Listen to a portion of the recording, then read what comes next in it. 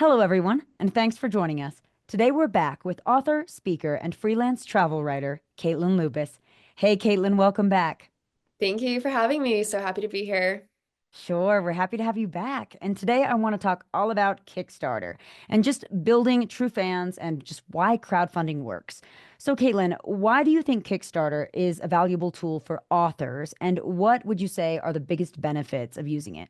I would say that any crowdfunding platform like Kickstarter or Indiegogo is very valuable for authors because it allows you to actually connect with your readers before the book is out and build an email list of the people who have ordered your book. Because I think one thing that people don't realize when they're publishing a book for the first time is that when people buy your book in a bookstore, on Amazon, you have no idea who those people are. Like, you cannot actually reach out to and connect with your readers in an easy way.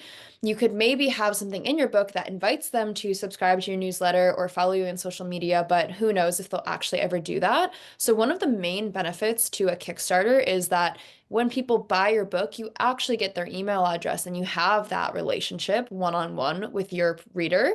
And when you know that someone's pre-ordering a book in advance of it actually being out, they are super excited about it. They're willing to put down the money in advance before the book is even out, before they've even read it or read reviews about it. So when you are able to run a Kickstarter campaign, then you're able to have your pre-order appear in a very public way where people can also see who else is putting down money to say, I want to read this book. And it kind of has this crowd mentality effect where people see other people ordering the book, so they also want to get part of this movement. So it's a very underused way to promote and launch a book, but I think it's one of the most effective ways to not only get the information of the people who are ordering your book and establish a direct connection with your readers, whether it's through having a newsletter or just being able to reach out to them for feedback once you actually publish the book.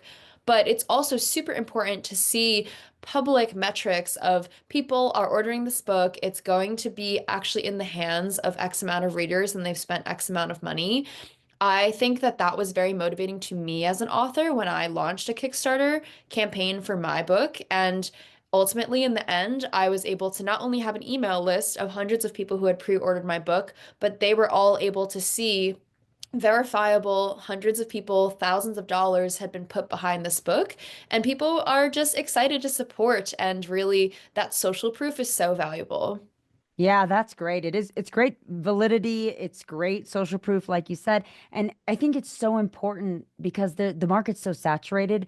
Like you said, if there are people that are backing it and other people can see that, they'll feed into it. It's just like, hey, I'm watching a new show. You should watch it. Hey, I'm investing in a new book. You should buy it, things like Sure. that. Now, Caitlin, I want to get a little more technical. What strategies did you use that you believe would help an author successfully get their crowdfunding book completely funded? I would say the most important tactic with crowdfunding and launching a book on something like Kickstarter is the art of the follow-up. Like, you're going to have tons of people who express interest and maybe they'll react to your posts on whatever social platform. They'll reply, they'll comment saying, I'd love to buy it, I'd love to read it. But you actually want to make sure those people are aware of the fact that one, the Kickstarter or the pre-order is now available, and two, this is the end date. Because people get really busy. They have time to comment on a post, but they might not have time to go to the website, put in their credit card info, actually finish the purchasing process. So, one thing that I did that was definitely cumbersome at the time, but made so much of a difference in the overall campaign for my book pre-sale was making a list on Excel of every single person who had ever expressed interest in reading my book, whether it was liking a post, commenting, texting me directly, if I mentioned it in person, having that list of people that the day that I launched the Kickstarter, I could send them the link directly and say, hey, I know you expressed a lot of interest before. I'm so happy to share that it's finally able to be ordered. That drove a ton of sales on the very first day. And even within Kickstarter or any crowdfunding platform, the more people that buy it, on the first day gives the whole algorithm a positive signal that, hey, people are really excited about this. It didn't just launch and like slowly build up momentum. You kind of hit the ground running with a bunch of orders on the first day. So reaching out to those people, getting the people who will buy it on the first day is the first part. But then also throughout the duration of your campaign, which may be a few weeks, a month or two, you want to make sure that in the middle and at the end, the people who have not yet converted to purchasing a pre-sale copy, don't be afraid to follow up with them a second time, a third time. And you might feel like you're being annoying, but genuinely, as someone who has also received those messages, usually it's a welcome thing. People are busy, they would like to support, they just forget. It slips to the bottom of their to-do list. There's too many messages coming in. So don't be afraid to follow up and make sure people know, hey, today or tomorrow or next week is actually the last day you can contribute to this Kickstarter campaign. I would love to have you part of the journey. Remind them of any of the benefits they're getting. Like I offered not only a copy of my book, but it was going to be a signed copy. If you ordered on the pre-sale, your name was going to be in the acknowledgments of a book. If you ordered on the pre-sale, you also were going to get access to kind of the behind the scenes and help me actually pick a cover for the book out of multiple different options. So people really grasped onto that opportunity as a really cool thing that they're not going to get from just buying a book at a bookstore. So, really positioning it and reminding people of those unique benefits, as well as just continuing to follow up was something that really made my book pre-sale very effective. I think that is really important. It's a great point that not necessarily it's annoying to follow up. Like you said, from personal experience as well, my thought when I receive another message like that is, shoot, I forgot, you know? So it is really great advice. Now, after the Kickstarter is closed, done, finished, how do you engage with those Kickstarter supporters beyond the campaign to keep them invested in your journey? I would say it's very important to keep the community of people who backed your book feeling like they're coming along the journey with you. So once I finished the Kickstarter campaign, it closed, I met my goal, I had the list of hundreds of people who ordered the book in the pre-sale. I took that list of emails and immediately made an email list where I could send out updates and have them feel like they're really coming along for the journey with me. I updated them when my manuscript was finally fully submitted and edited. I updated them when I had my first cover design as a potential option. I updated them once I had all three and actually had a poll where people could help me vote on the cover design.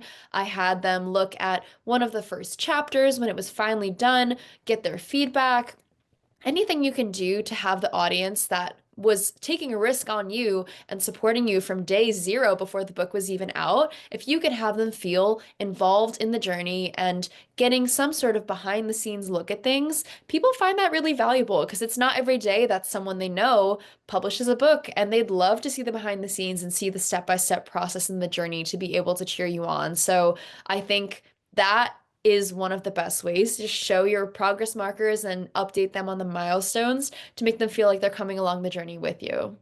Right, right, exactly.